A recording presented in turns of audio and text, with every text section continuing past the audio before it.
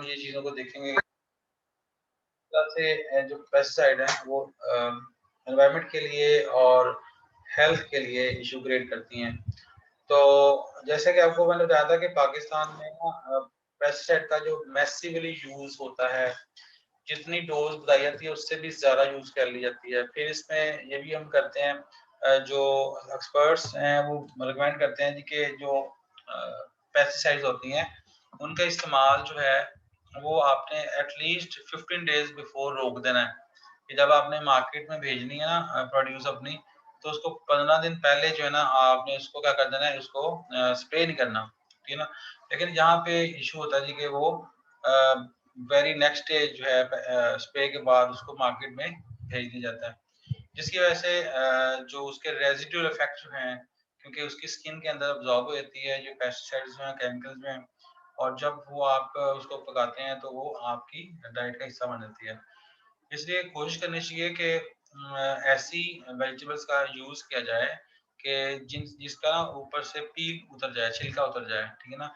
क्योंकि ये few millimetre नीचे ना ये अब्ज़ॉर्ब हो जाता है इसका असर जो है पेस्टिसाइड का। तो वैसे तो रिकमेंडेशन तो यही कहती हैं कि स्प्रे जो है प्रॉपर डोज में किया जाए और उसको न्यूट्रलाइज होने तक यानी कि एटलीस्ट 15 डेज स्प्रे करने के बाद आपने इनको फिर जाके मार्केट में भेजना होता है। लेकिन हमारे यहाँ चूंकि इस पे अमल नहीं किया जाता तो उसका फिर हाल ये होता है कि आप ऐसी वेजिटेबल्स का यूज करें कि जिनका छिलका उतर जाता है और उसको आप इस्तेमाल कर सकते हैं। देन फिर बताया था मैंने आपको कि जो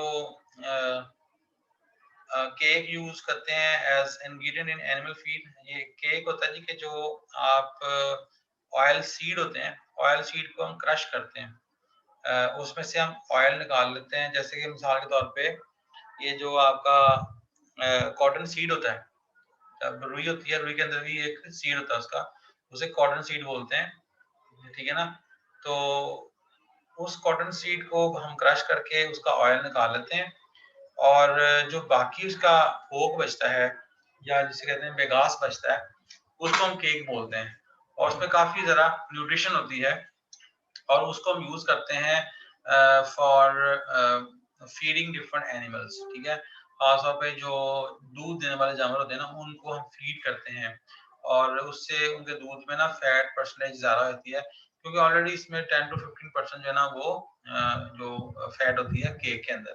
तो ये ऑयल केक इसको बोलते हैं कि जब हम जो ऑयल सीड्स होते हैं जिनमें से हम ऑयल एक्सट्रैक्ट करते हैं, तो बाकी जो उसका बेगास बच जाएगा ना, उसको हम यूज़ करते हैं एनिमल फीड के तौर पे, या बाद दफ़ा उसको एज़ फर्टिलाइज़र भी यूज़ करते हैं कि उसको डंप करते हैं ज़मीन के अंदर और उसकी जब डिकम्पोजिशन होती है तो वो मैन्योर हम उसको यूज़ कर लेते हैं। Then heavy and indiscriminate use of pesticide leaves residues in oil and cake responsible for toxicity in। मैं फोन सुन लूँ जरा। अस्सलाम सर, हेलो, हाँ जी सर, क्लास नहीं, क्लास ले लो सर। 11:30 फार्म होना है ना, अफजाल की भी क्लास हो रही है। हाँ, अच्छा जी, तो हैवी एंड इनडिस्क्रिमिनेट यूज जो पेस्टिसाइड का, जैसे पहले बताया आपको मैंने, leaves residues in oil and cake responsible for toxicity. मतलब कहने का कि जो वो आपके वही जो आपने जानवरों को डाला है केक, ठीक है, यानी कि वो बीज से, ऑयल सीड से उनके अंदर भी उसका असर आ गया, तो फिर वो जब जानवर खाएंगे तो उनके अंदर भी उसकी टॉक्सिसिटी आती है। और मोस्टली ऐसे होते हैं आपके पेस्टिसाइड की जिनका ना रेजिडुअल इफेक्ट ना काफी अर्से तक रहता है, यानी कि उनकी जो हाफ लाइफ है बहुत ज्यादा होती है, वो काफी अर्से तक ना माहौल में, एनवायरनमेंट में एक्टिव रहते हैं, ठीक है ना। तो जिसकी वजह से वो तरह तरह के मिसाइल जहां जहाँ पे भी जाएंगे, जिस जिस सोर्स में एंटर होंगे, वैसे वैसे जाके वो उसको फॉलो करेंगे। सो इसके अलावा ये भी डॉक्यूमेंटेड है कि जब आप ये स्प्रे करते हैं तो जो लोग इसमें इन्वॉल्व होते हैं तो वो इनहेल कर रहे होते हैं या उनकी स्किन के थ्रू अंदर अब्जॉर्ब हो रहता है ये जो टॉक्सिक पॉइजन होता है, उसकी वजह से उनमें ना फर्टिलिटी कम होती है, ठीक है ना। उनकी जो जो सेक्स सेल्स हैं उनमें वीकनेस आना शुरू होती है। इसके अलावा फीमेल्स वर्कर्स होती हैं, अगर वो काम कर रही हैं फील्ड के अंदर और वहाँ पे उनका एक्सपोजर होता है इस तरह की पेस्टिसाइड के साथ, तो हमें अबॉर्शन के चांसेस ज़्यादा हो सकते हैं, या उनके जो बेबीज हैं उनके तरह तरह के ना बर्थ डिफेक्ट हो सकते हैं, ठीक है ना, या उनके अंदर और इस तरह के इशू हो सकते हैं कि वो डेथ हो सकती है न्यू बॉर्न बेबी की। और frequent frequency of live birth disease हो जाती है, मतलब आपकी जो जो हेल्दी बेबी है और कह लें कि लाइव बेबी है उसकी जो वो कम होती है परसेंटेज ना। इसके अलावा दूसरे जो सिम्टम होते हैं जिससे हम कहते हैं कि जो इमीडिएट हो सकते हैं, उसमें एक तो है गिडनेस है, मतलब जो सर चकराता है, डिजीनेस होती है, नर्वसनेस है, पसीने वाला आते हैं, ठीक है ना, स्किन के ऊपर रैशेज हो सकती हैं, और आंखों के अंदर जलन हो सकती है, आंखों के डिसऑर्डर हो सकते हैं, बिनाई वीक हो सकती है आपकी। तो ये इस तरह की चीजें जो ना वो आपकी इमीडिएट जिसका इफेक्ट आ सकता है। So exposure to various pesticides results in their accumulation in fruits, berries, vegetables, roots, tubers and mushrooms. तो जैसा कि मैंने आपको पहले बताया था कि ये मुख्तलिफ तरह के जो पेस्टिसाइड हैं इनका जो है ना एब्जॉर्प्शन हो जाती है उनके अंदर, और वो उसके अंदर रहती हैं मुख्तलिफ तरह की जो वेजिटेबल्स में, फ्रूट्स में और इस तरह। जैसा कि organochlorine compounds are detected in foods of animal origin, meat, milk, butter, fish, eggs and even in human milk. मतलब ये कहने का कि ये इतना ज्यादा इसका वो है हाफ लाइफ के डिस्ट्रॉय नहीं होता, बल्कि ये पौधों से जानवरों में और जानवरों से इंसानों के अंदर आ रहा है। और देखें कि इवन के ह्यूमन मिल्क के अंदर भी इसके कंटेंट पाए गए हैं। इसका मतलब देखें कितना लॉन्ग इसका वो एक्सपोजर टाइम हो गया, या वो कह लें कि कितना इसका वो कह लें कि एक्टिव लेवल है कि पहले पौधा था, पौधे को जानवरों ने खाया, जानवरों से इंसानों ने लिया, और उससे फिर इंसानों के अंदर, इंसानों के मिल्क के अंदर इसका आ गया इशू जो है। तो वही सारा होता है कि इसमें बेसिकली इसकी ओवरडोजिंग जो है वो रोल प्ले करती है। और जो मैंने आपको बताया था कि जो उसकी न्यूट्रलाइज करने की टाइम दिया जाता है कि आपने 15 डेज बिफोर जो है ना वो रोक देनी है पेस्टिसाइड का स्प्रे, तो वो उस पर अमल नहीं किया जाता। इसके अलावा जी chronic exposure to organophosphorus insecticides inhibit acetylcholinesterase, ये एंजाइम होता है जो कि आपके एनर्जी मेटाबॉलिज्म के अंदर इन्वॉल्व होता है कि ना, उसकी वर्किंग को ये रोक देते हैं। और जब ये एसिटाइल कोलाइन एस्ट्रेज जो है ना काम नहीं करेगा, तो आपकी बॉडी के अंदर जो डिफरेंट सेल्स काम कर रहे हैं उनको एनर्जी नहीं अवेलेबल होगी, जिसकी वजह से क्या होगा अल्टीमेटली कि वो सेल्स की जो फंक्शनिंग है वो डिस्ट्रॉय होती है। Then acetylcholine estrase hydrolyzes the neurotransmitter line found at mainly neuromuscular junctions.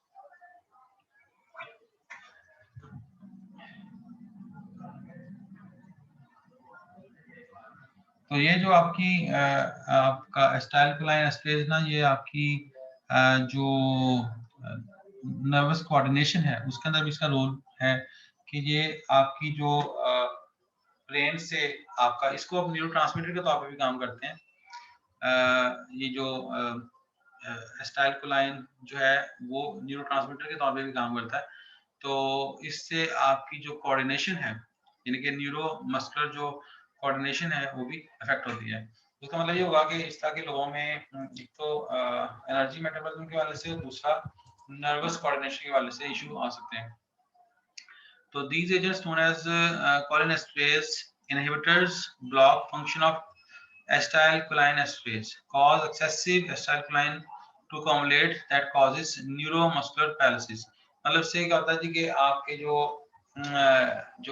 क्योंकि इसने ये जो आपका एसिटाइलकोलाइन एस्ट्रेज जो ना, इसने ना उसको कन्वर्ट करना होता है, ठीक है ना, यानी कि एसिटाइलकोलाइन को कन्वर्ट करना होता है इनटू अदर प्रोडक्ट्स। तो जब ये इसको इसी फंक्शन जो डिस्टर्ब होती है, तो एसिटाइलकोलाइन जब ज़्यादा अकम्युलेट हो जाएगा किसी जगह पे, तो उसकी वजह से आपका जो न्यूरोमस्कुलर जो फंक्शन है वो डिस्टर्ब होता है, यानी कि उसमें आपकी पैरालिसिस हो सकती है, ठीक है ना, या इंटरमिनेबल मसल कॉन्ट्रैक्शन हो सकती है।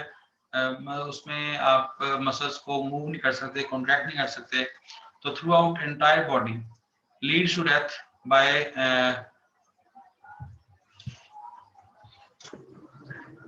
Leeds to death by expiration, यानी कि इसमें होता है कि आपकी जो डिफरेंट जो मसल्स हैं वो उनके अंदर पैरालिसिस हो जाती है, और पैरालिसिस होने की वजह से आपके अंदर जो है एक्सपेक्सेशन जो है ना, इसकी एक जो कंडीशन पैदा होती है कि आपकी जो बॉडी के सारे जो मसल्स हैं वो कोऑर्डिनेट नहीं कर पा रहे आपस में।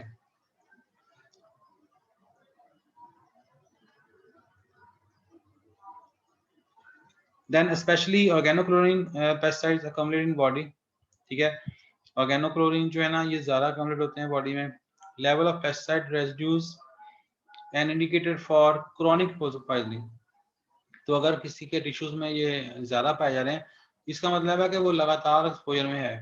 तो उसमें आमतौर पे जो इस तरह के एग्रीकल्चर वर्कर्स होते हैं कि जो पेस्टिसाइड का इस्तेमाल करते हैं, ठीक है ना, स्प्रे करते हैं या फील्ड में काम करते हैं। इसके अलावा जो डिफरेंट वेंडर्स हैं जो शॉप्स पे काम करते हैं, ठीक है ना, जो जिस तरह की पेस्टिसाइड जो है सेल आउट करते हैं, उनके अंदर भी इस तरह का होता है कि उनमें क्रॉनिक पॉइजनिंग हो सकती है और इस तरह के इनमें प्रॉब्लम होंगे। Then pesticides containing organochlorine compounds widely use, यानी कि बहुत ज़्यादा इसका इस्तेमाल है एग्रीकल्चर के अंदर। Some of their residues left in food stuff that may cause toxicity in man and animals. So these compounds are detected in plant and animal products. Then benzene, hexachloride जो है and dichloropheniल trichloroethane जो है, ठीक है, common compounds remain in top layers of soils. ये अब इनका इस्तेमाल खत्म हो चुका है। ये खासतौर पे डाइक्लोरो डाइफिनाइल क्लोरोइथेन जो है इसका इस्तेमाल खत्म कर दिया गया है। ये वर्ल्ड वार 2 के अंदर इसका शुरुआत हुई थी, इस्तेमाल किया गया था बहुत ज़्यादा, कि जब ये आपके सोल्जर होते थे ना, सोल्जर ये जब लड़ाई लड़के वापस आते थे तो इनको ना वो इशू था जुएं पड़ने का, इस तरह का और बाकी इस तरह के इन्फेक्शन का, तो उनको इसके साथ ना एक बात देते थे ताकि उनके अंदर ये सारी चीज़ें जो ना वो ख़त्म हो जाएं। इसके अलावा इसका इस्तेमाल जो ना वो एग्रीकल्चर जो था पर्पसेस के लिए भी किया गया, लेकिन बाद में जब इसको इन्वेस्टिगेट किया गया तो देखा गया जी कि इसकी जो हाफ लाइफ है डाइक्लोरो डाइफिनाइल क्लोरोइथेन की या डीडीटी की, ये बहुत ज़्यादा है, और ये एस्टिमेट किया गया कि इसकी जो हाफ लाइफ है 100 ईयर्स तक है, ठीक है ना, कि 100 ईयर्स तक ना ये एनवायरनमेंट में वो घूमती रहती है और उसी तरह से एक्टिव रहती है, ठीक है, जिस तरह से वो फ्रेश फॉर्म में होती है। और अगर आपने अप्लाई किया है इसको पौधों पे, तो पौधों से जानवरों में आएगा, जानवरों से इंसानों में आएगा, और इंसानों से फिर वापस सॉइल में, और सॉइल से फिर वो प्लांट में, यानी कि टिल 100 ईयर इसका जो है ना वो लेवल जो है वो एक्टिव रहता है। Then ingested by livestock. हाँ जी, मेरा इंटरप्शन हो गया कुछ ना, ये नेट इशू की वजह से। तो चलें, बहरहाल जी हम बात कर रहे थे जी डाइक्लोरो डाइफिनाइल ट्राइक्लोरोथेन के बारे में। तो कि ये जो आपकी मुख्तलिफ किस्म की जो लाइफ स्टॉक है इसके अंदर भी इसके पाए गए हैं रेजिड्यूज। तो meat from such animals can prove toxic to consumers. तो इस तरह के जो जानवर होते हैं उनको करते हैं मुख्तलिफ तरह के जो लोग हैं, तो उनके अंदर भी इनकी वजह से मुख्तलिफ तरह के इशूज आते हैं। तो when these chemicals consumed by lactating cattle they appear in milk and enter human body through their medium.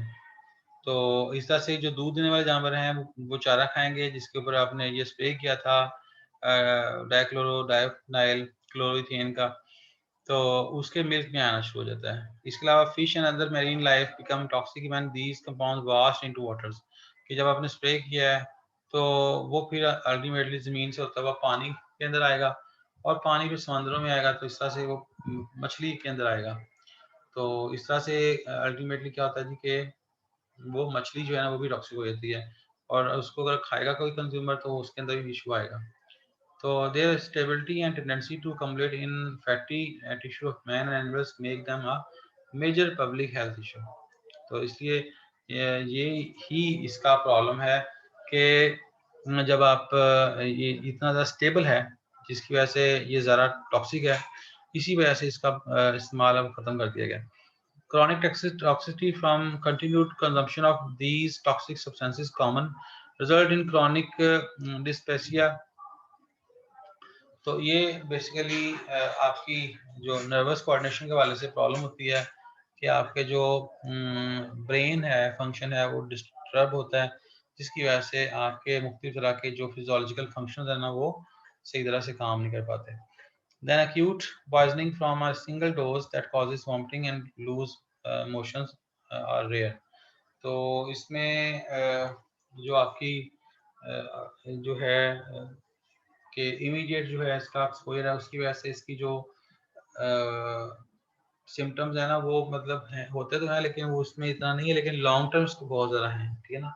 Long term इसके जो सिम्टम्स हैं अगर लगातार आप इसमें इसके एक्सपोजर में होते हैं तो उसकी वजह से ज़्यादा प्रॉब्लम है, यानी कि इसकी जो क्रॉनिक हैं वो ज़्यादा प्रॉब्लम्स हैं।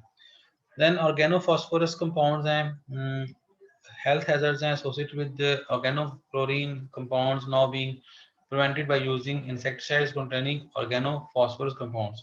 तो अब चूंकि ऑर्गेनो क्लोरीन कंपाउंड्स को ज़रा कम कर दिया गया या बैन कर दिया गया है, उनकी जगह पे अब ऑर्गेनोफॉस्फोरस कंपाउंड्स को यूज़ किया जा रहा है।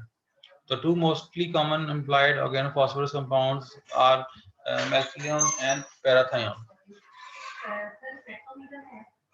अफसार साहब नहीं, मेरा हैंडी नहीं आया, बेंच टाइप है। Two most common applied organophosphorus compounds are malathion and parathion. तो possess ability to rapidly degrade to less toxic residues. तो जब ये ज़मीन के अंदर ये जाएंगे तो ऑटोमेटिकली ये डिग्रेड हो जाते हैं और इनका असर जो है ना कम हो जाता है बनिस्बत के आपके ऑर्गेनो क्लोरीन कंपाउंड्स के। इस हवाले से अब जिस तरह से रिसर्च हो रही है तो ऐसे से नए कंपाउंड्स बनाए जा रहे हैं कि जो सेल्फ डिस्ट्रक्टिव हो जाते हैं, ऑटोमेटिकली डिस्ट्रॉय होते हैं और एनवायरनमेंट को वो प्रॉब्लम नहीं करते। Thank you. तो अभी 2 दफा डिस्कनेक्ट हुआ है अब। अच्छा, तो possibility to rapidly degrade to less residues. तो वैसे जो आमतौर पे जो हम एग्रीकल्चर के वाले से अब जो इंसान कर रहा है वो ऑर्गेनिक अप्रोच अपना रहा है कि जो नेचर ने चीज़ें बनाई है ना, हर चीज़ के ऊपर उसका प्रीडेटर बनाया हुआ है, तो प्रीडेटर को यूज़ किया जाता है। उसकी वजह से ये होता है कि आपका जो एक क्या कहते नहीं है उसको, एक फूड वेब का जो बैलेंस है वो ख़राब नहीं होता, जिसकी वजह से जो नेक्स्ट जो आपकी किसने कहा सर वो सीटें नहीं है 125 मैनुअल उसमें मतलब प्रैक्टिकल, तो ये मैं वो प्रैक्टिकल हो रहा है बच्चों अंदर भेज रहा हूँ सीटें तक करके भेज रहा हूँ। अच्छा, सीटें जो है ना अभी चाहिए आपको क्लास के बाद है ना? हाँ, बल्कि एक बात है, सीटें जो वो इसमें पड़ी हुई हैं और आपने देखना भी है कि अगर और चाहिए टोटल कितनी चाहिए, वो डिमांड में दे देना टीचर्स अपनी कितनी चाहिए उनको, तो उस वाले से फिर ना कल मंगवा लेते हैं, मैं भी लिख देता हूँ, ठीक है। अच्छा जी, तो इसमें हमारी जो अप्रोच है वो है जी कि हम ऑर्गेनिक की तरफ जाएं, कि हम जो नेचर ने बनाया है कि होस्ट और प्रीडेटर, मतलब ये कि आपका हर जानवर के ऊपर एक और जानवर बैठा होता है उसको खाता है, तो उससे फायदा ये होता है कि आपका जो नेचर का बैलेंस खराब होता है। लेकिन जब आप यूज करते हैं पेस्टिसाइड को, उससे आपके जो फ्रेंडली इंसेक्ट्स हैं या पेस्ट हैं वो भी खत्म हो जाते हैं और जो आपके हार्मफुल हैं वो भी खत्म हो जाते हैं। और जब नेक्स्ट आप दोबारा से आप वो क्रॉप को यूज कर लगाते हैं तो उसका हमला ज़्यादा होता है, ठीक है ना। यानी यूँ कह लें कि अब ना जो कंपटीशन है वो बढ़ता जा रहा है बिटवीन मैन एंड पेस्ट, ठीक है। तो वो क्यों ऐसे बढ़ता जा रहा है, क्योंकि जो हमारी अप्रोच है वो हमारी है डिस्ट्रक्टिव अप्रोच है कि हम यूज करते हैं डिफरेंट तरह के स्प्रेज का, केमिकल्स का, जिसकी वजह से जो हमारे फ्रेंडली या फार्मर फ्रेंडली जो इंसेक्ट्स हैं वो भी खत्म हो जाते हैं। Then parathion, very toxic organophosphorus insecticide, absorbed and retained by the plants during and after their growth, and lethal to pest and equally hazardous to man.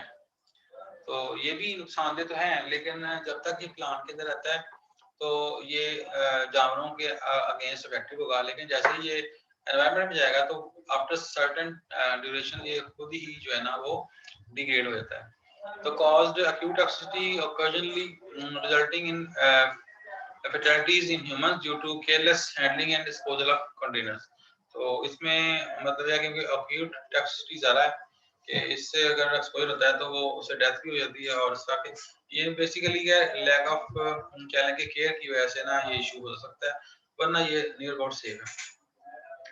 If organophosphorus insecticide is used as per recommendations, then unlikely that our residue will be found for more than a week after the cessation of treatment। तो ये वही बात आ गई कि अगर आप recommendations के मुताबिक यूज करते हैं तो इसका असरात जो है ना वो नहीं होंगे आपके प्लांट्स के ऊपर। अदरवाइज अगर आप इसको ओवर यूज करते हैं या ड्यूरेशन का ख्याल नहीं करते तो फिर इसका असर जो है ना वो ज़्यादा देर तक रहेगा। तो this grossly reduces chances of chronic toxicity from such chemicals। तो इसमें फार्मर्स को एजुकेट करने की जरूरत होगी कि उनको पता लगे कि कितना हमें चाहिए, क्योंकि एक तो उससे ये फायदा होगा कि टॉक्सिसिटी कम होगी, दूसरा फार्मर्स का जो है ना वो कॉस्ट कम हो जाएगी, क्योंकि ये केमिकल जो आते हैं वो काफी महंगे आते हैं। तो अगर वो ज़्यादा यूज करेगा एज अ स्प्रे तो ज़्यादा उसका उसमें इनपुट लग रही हैं और ज़्यादा उसमें उसका खर्चा हो रहा है। लेकिन अगर अगर वो उसको विद इन डोज यूज कर रहा है तो उससे फायदा जो होगा, एक तो टॉक्सिसिटी कम होगी, दूसरा जो है उसको कह लें कि मॉनेटरी प्रॉफिट भी है कि उसको पैसा बच रहा है, क्योंकि उसको ज़्यादा केमिकल यूज नहीं करना पड़ रहा। Then accidental toxicity, World Health Organization WHO ने estimate किया जी कि that 1 lakh people annually die from accidental poisoning by a wide range of agricultural chemicals। क्योंकि साल में 1 लाख के करीब लोग जो है ना वो, तो इस सादे में बेसिकली क्योंकि वो इलिटरेट होते हैं, नॉलेज लेवल इतना नहीं होता, तो उस वाले से इसमें आपका जो एग्रीकल्चर के अंदर एक स्पेशल डिपार्टमेंट होता है, उसे हम कहते हैं एक्सटेंशन या एग्रीकल्चर एक्सटेंशन डिपार्टमेंट होता है। वो क्या करता है जी कि वो बताता है कि डिफरेंट जो टेक्निक्स है उनको कैसे यूज करना है, यानी कि जो लैब के अंदर जो एग्रोनॉमिस्ट है वो डेवलप कर रहा है डिफरेंट स्ट्रेटजीज, उनको आगे जो कन्वे करना है, कम्युनिकेट करना है, वो काम होता है जी एग्रीकल्चर एक्सटेंशन का। कि वो जो एक्सटेंशन वर्कर्स होते हैं वो जाते हैं आपके फार्मर्स के पास, और फार्मर्स जो है ना उनसे वो नॉलेज लेते हैं और नॉलेज को फिर वो यूज करते हैं। तो बेसिकली फार्मर जो है ना वो बेचारा इलिटरेट होता है, उसको नॉलेज इतना नहीं होता, तो एग्रीकल्चर एक्सटेंशन से जो रिलेटेड लोग होते हैं वो उस पर उनको जाकर ट्रेनिंग देते हैं। तो इसलिए जिन इलाकों में इस तरह का इशू होता है तो वहाँ पे हमें चाहिए कि ज़्यादा से ज़्यादा जो एग्रीकल्चर एक्सटेंशन जो वर्कर्स हैं ना वो वहाँ पे जाएं और वहाँ पे फार्मर्स को गाइड करें कि जो सेफ यूज ऑफ केमिकल्स है वो कैसे होना चाहिए। तो more than estimated toll from tuberculosis and meningitis combined, ठीक है ना। तो ये कह लें कि जो आमतौर पे ट्यूबरकुलोसिस से और मेनिंजाइटिस जो है डिजीज जो दो हैं, इनसे ये ज्यादा बनता है, ये जो पीपल जो डेथ है ड्यू टू केमिकल्स, जो कि काफी अलार्मिंग है कि आप देख सकते हैं कि ये ट्यूबरकुलोसिस से भी उधर नहीं मार रहे बंदे और मेनिंजाइटिस से भी नहीं मार रहे, लेकिन केमिकल्स के गलत इस्तेमाल से लोग जो है मर रहे हैं। तो इन Pakistan mercury poisoning in 1963 affected 34 people, out of which 4 died after eating grains treated with mercury। तो पहले जो आमतौर पे सीरियल क्रॉप्स होती थी उनको ट्रीट किया जाता था with different type of chemicals, में मर्क्यूरी भी था। तो हाँ जी सर, तो हाँ another incident in 1972, workers with improper clothing while unloading a consignment of freight under extreme summer conditions suffered from acute toxicity। तो ये बेसिकली एक केमिकल है, तो उसको अनलोडिंग करते हुए ये वर्कर्स की जो तबीयत है वो खराब हो गई, ठीक है। तो मतलब बेसिकली कहने का मतलब ये है कि जो डिफरेंट केमिकल्स हैं उनको अगर आप इररिस्पॉन्सिबिलिटी से करते हैं तो वो आपको नुकसान पहुंचा सकता है। Similarly, endocrine poisoning caused acute convulsions in 194 persons due to consumption of contaminated sugar. तो ये शुगर के अंदर इस केमिकल का आ गया इशू, तो वो 194 लोग जो थे इससे इफेक्ट हुए। तो such accidents occurred due to negligence of the workers, ठीक है ना, इनके जो वर्कर्स थे उन्होंने प्रॉपर प्रिकॉशनरी मेजर्स नहीं ली, जिसकी वजह से क्या हुआ कि ये लोग थे वो उनकी डेथ भी हुई और उनको हेल्थ इश्यूज भी हो गए। तो इसलिए हमेशा जब भी यूज किया जाए केमिकल्स का तो they should be used wisely. Then sodium fluoride, an inorganic pesticide sold as a white powder. Since it closely resembles powder milk and baking powder, it has been mistaken for these commodities and consumed. तो ये जो sodium fluoride है इसकी बिल्कुल जो रंगत है और इसकी बनावट जो है ना वो ड्राई मिल्क पाउडर की तो होती है या बेकिंग पाउडर की तरह होती है। तो इसमें भी इसको एक्सीडेंटली जब लोगों ने कंज्यूम किया तो उसकी वजह से भी इशू होती है। तो a dose of about 3 gram is sufficient to cause death in man। तो अगर एक बंदा एक वक्त में 3 ग्राम ले लेता है तो वो उससे उसकी डेथ हो सकती है। देन आता है जी इसके बाद आपका बेरियम, ठीक है ना। तो बेरियम कार्बोनेट और रेड पॉइजन, इसको आमतौर पे हम यूज करते हैं ये चूहों को मारने के लिए, यानी कि रोडेंट्स को खत्म कर लिए। White tasteless and odourless powder है, not easily recognise when mixed with the food stuff. तो अगर ये इसके ग्रेन होते हैं, अगर वो मिक्स हो जाए तो उससे कोई इतना ज्यादा हम ना रिकॉग्नाइज नहीं कर सकते। तो अगर इस तरह के फूड में आ जाए और कंज्यूम कर लिया जाए तो उसकी वजह से आपको हेल्थ इशू हो सकते हैं। Often been consumed mistakenly and has caused acute gastroenteritis accompanied by a tingling sensation around the mouth। यानी एक तो पेट खराब कर देगा, दूसरा जो ना मुंह के अंदर ना जलन होना शुरू होती है। illness leads to tendon reflexes and various degree of paralysis। तो इसकी वजह से भी पैरालिसिस हो सकती है और आपकी जो कॉन्ट्रैक्शन और रिलैक्सेशन होती है मसल्स की उसको ये इफेक्ट करता है। Then paraquat cheap and effective herbicide है, यानी कि ये जो पौधे होते हैं ना जो आपके अननेसेसरी पौधे आते हैं, तो deadly poison with no known antidote. तो ये बहुत ज्यादा डेडली है, इसका कोई एंटीडोट नहीं है। आमतौर पर होता है कि जब आप इसको कोई भी पॉइजन होता है तो उसके अगेंस्ट आप एंटीडोट दे लेते हैं, लेकिन इसका एंटीडोट नहीं है। Often purchase in old bottles और plastic jugs. Children friendly mistake brown content for a soft drink.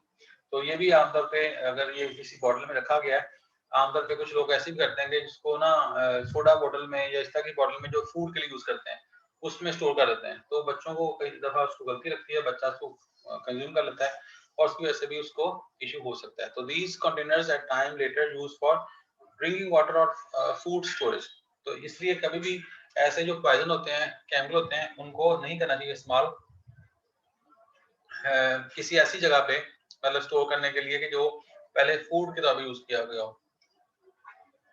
जैसा कि बोतलें होती हैं, जो खाने पीने की चीजें होती हैं, उनके लिए इस्तेमाल करने वाले जो बर्तन होते हैं उसमें इसको स्टोर ना किया जाए, ताकि अगला बंदा जो है उसको कंज्यूम ना करे। इसी तरह देखा होगा आपने कई दफा ये जो घरों में आप एसिड लाते हैं बाथरूम को साफ करने के लिए, वो भी सॉफ्ट ड्रिंक की बॉटल्स के अंदर उसको रखा जाता है, तो वो भी नुकसानदेह हो सकता है।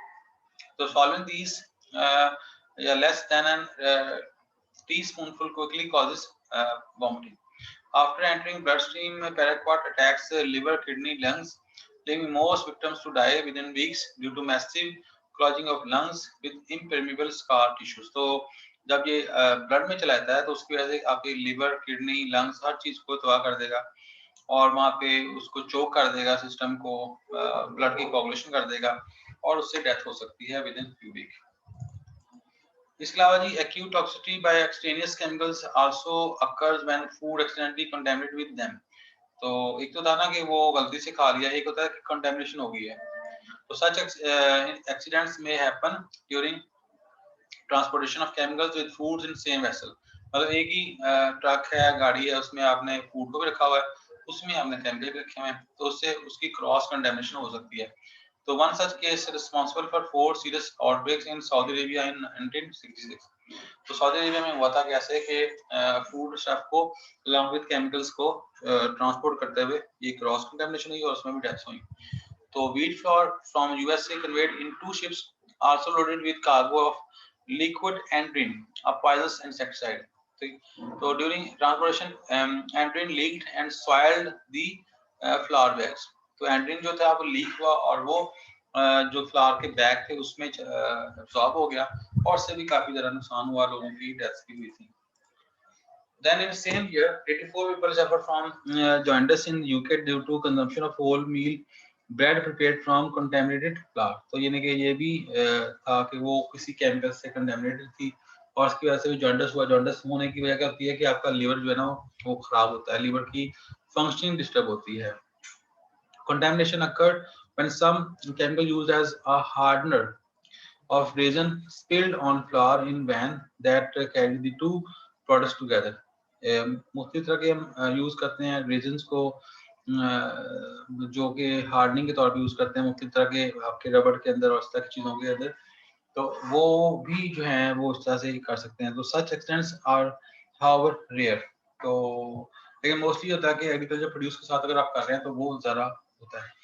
तो प्रिवेंशन इसमें कैसे हो सकती है जी? Regulations on use of agriculture chemicals prescribe maximum permissible level in food stuff meant for human consumption. इसमें है कि रेगुलेशन बना दी जाए कि मैक्सिमम कितना कंज्यूम करना चाहिए, कम कितना करना हो, कम से कम कितना होना चाहिए, तो वो एक गाइडलाइन दी जाए ताकि उसके बारे में अपना अंदाजा लगा सकें। तो 10 permissible limit for BHC, DDT या methoxychlor and malathion is most countries fixed at 3 parts per million, यानी कि 3 हिस्से 1 मिलियन में, 10 लाख में 3 पॉइंट्स सिर्फ, ठीक है ना।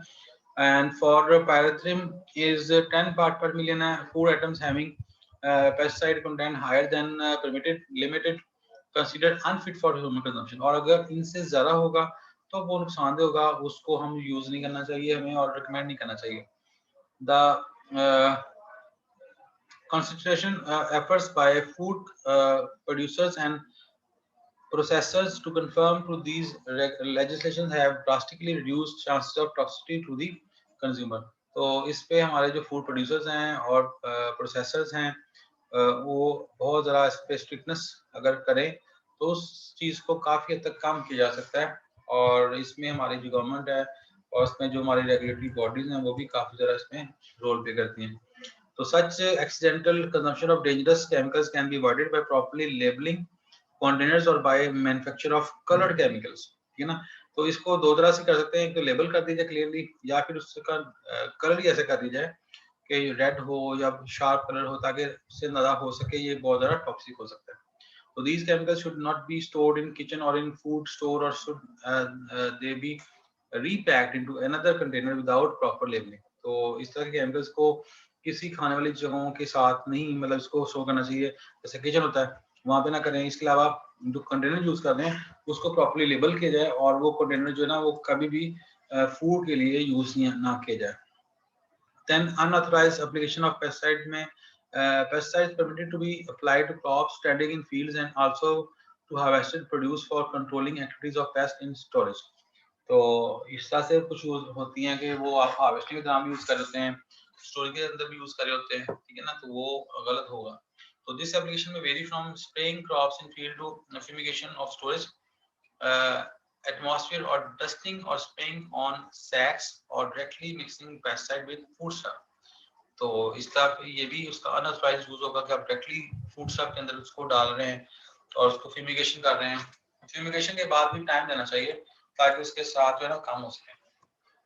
Then cereal grains and dry legumes left for seed purpose normally treated with pesticides, ठीक है, and quantity of chemical applied often so much that these grains become unfit for human consumption।